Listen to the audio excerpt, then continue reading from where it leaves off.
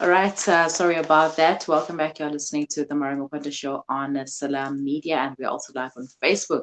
If you have any comments, queries, questions, or suggestions, you can leave them in the comment section below or send it to our WhatsApp number on 0617660355. Joining me on the line right now is Dietitian Moloko Mehlape, and we are talking about superfoods, or is it just a super hype?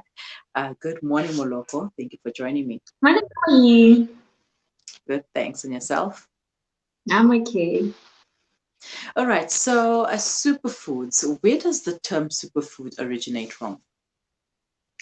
Okay, I think every time when you hear the name superfood, you need to know that someone is trying to maybe sell you something because as dietitians, we actually believe that all foods are superfoods. We have different types of food groups. They don't function the same in the body. We have starches. Starches give you energy. They give you some of the vitamins and minerals, and they also give you some fiber for a healthy gut. We also have protein, which builds your muscles. We have your fruits and vegetables, which are food for your immune system. The fourth group is healthy fat, which is your avocados, your olive oil, your seeds, your nuts. So when we're saying someone is having a balanced diet, they must have that meal must have a starch, then a protein, or either a fruit or a vegetable, and sometimes a healthy fat. For example, when you're having oats in the morning, that is your starch. And then you add your milk there, that is your protein.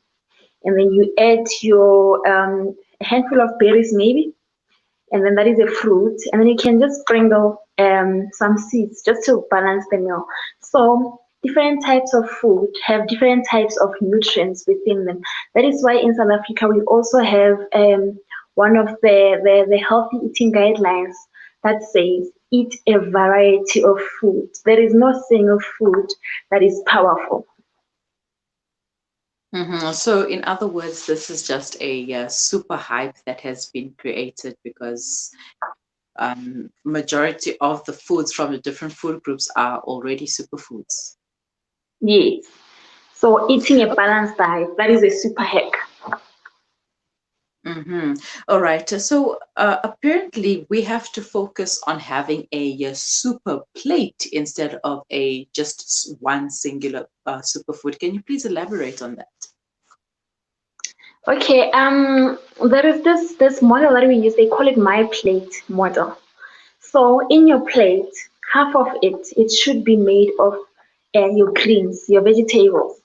Then another half will be shared by your starches and your proteins. Starches being your rice, your pasta, and um, maybe your bread, and then your protein can be meat, it can be beans. So half of your plate should constitute of your greeny vegetables. And then the starch and the other protein must share the other half. That is how you are supposed to eat. Half of your plate, vegetables, and we normally use measuring cups to measure it. 250 mils measures your starches. And then for your hand, you can use the size of your palm. So it means the other half, you can use 2 cups of a salad. All right. Now, what are these food groups, these different food groups, meant to do to our bodies? Okay, as mentioned, starch gives you energy. If you omit starch from your diet, you're definitely going to have less energy for the day. So you'll be less efficient in performing the work that you normally perform. So it's very important to consume our starches. The trick with the starches is to choose more of your brown starches than your white ones, mainly because brown starches are low in GI, which means and they're high in fiber. So which means they take time to be digested. So they release sugar slowly into your bloodstream, unlike your white starches, which are very high in GI. There's a difference. If you eat brown bread now, you can eat 3 slices and you'll be full for a very long period of time. But if you eat white bread, you can even finish the whole loaf alone, especially when there's an avocado. Especially when there is an Mhm. avocado involved. It's mainly because of the difference in the amount of fiber and also the difference in the GI. So white starches, if you eat them now, because they are high in GI, they're going to get digested right now, and they're going to be released into your bloodstream as sugar and make your blood sugar levels to be very high. So your body will be forced to store some of the sugar, and that's how other people like gain weight. Hmm. Now, I laughed because I was that one person who almost finished a whole loaf of white bread. I'm not proud of myself for doing that. But anyways, I don't. I'm not in that. I'm not in that place anymore. I've become healthier. Now, speaking about healthy and I being a vegetarian or somebody who eats less meat, what are some good starches to consume? Because we're trying to eat more veggies, and then you said on half of our plate should be vegetables, and the other half should be protein, and the other half should be fats. So, how do you manage it in that way? How do you get more? What types of fats should be on the plate, and what types of proteins should be on a plate? Okay, types of protein. We recommend that people should use lean meats. Healthy eating doesn't start from the moment when we are cooking at home. It starts from the moment when you are shopping, when you are doing your grocery shopping. So you need to make sure that the meats that you are buying don't have too much fat. So when you buy dairy products, where possible, buy low-fat dairy products so that we are trying by all means to omit fat, especially saturated fat from animals. So we would like to see your chicken breast. It doesn't have much meat. Then other chicken parts, you can just remove the skin or you buy skinless one. Then if you eat steak, you also make sure that it's very lean. It doesn't have much fat. Then the other underrated protein source is the bean family, which is a very powerful protein source. Mm-hmm. That doesn't have too much fat. It doesn't have fat, and then it also has a lot of fiber as well. So twice a week you can replace your meat with bean dishes as well. So those are the type of proteins we expect to see in your plate. And then in terms of vegetables, all your vegetables um, that don't have starch, all your greeny vegetables, but there are vegetables that have a little bit more starch. That includes your potatoes, your pumpkin, your corn, and your peas as well. Those are starchy vegetables. So if you consume them, you should not consume two starches in one plate. You can have maybe either pumpkin, or you can have pap, or you can have rice. Choose one. So if you're going to have on a Sunday, you're going to have rice, potato salad, pumpkin, pasta salad. So it's going to have consequences. We're going to gain a lot of weight, and when we have too much weight, we end up getting chronic diseases of lifestyle.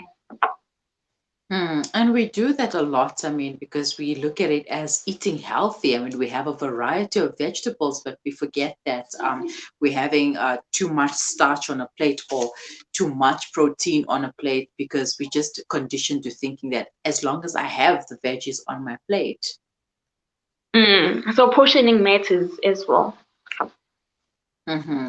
And superfoods, or okay, we're not going to use that term anymore because we know that it's just a super hype. So, should these foods be consumed daily? Should our daily foods always be half vegetables, quarter protein, quarter fat? Yes, it should be that, and we recommend that in a day you should consume at least 5 portions of fruits and vegetables combined. So let's say in your lunch you have a greeny vegetable, and then you have your starchy vegetable there. So you've already met 2 portions, and then in between your meals you can have a portion of fruit between breakfast and lunch, a portion of fruit between lunch and supper. Then in the afternoon you can have another vegetables. We should always aim for 5 portions of fruits and vegetables daily.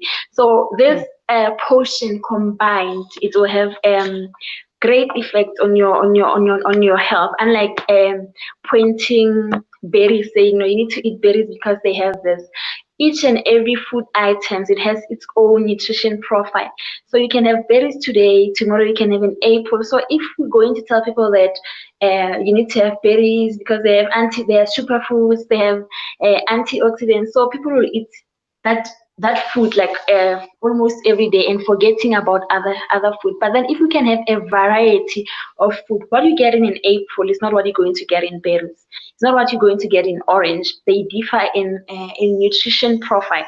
So if you can have a variety of them, even within one food groups, pap, pasta, and potatoes, they are starches, but they differ in terms of nutrition profile. You can have pap today, tomorrow change it, have your pasta, and then the next day have your potatoes. Potatoes, the hack for potatoes, you can just bake them with the skin.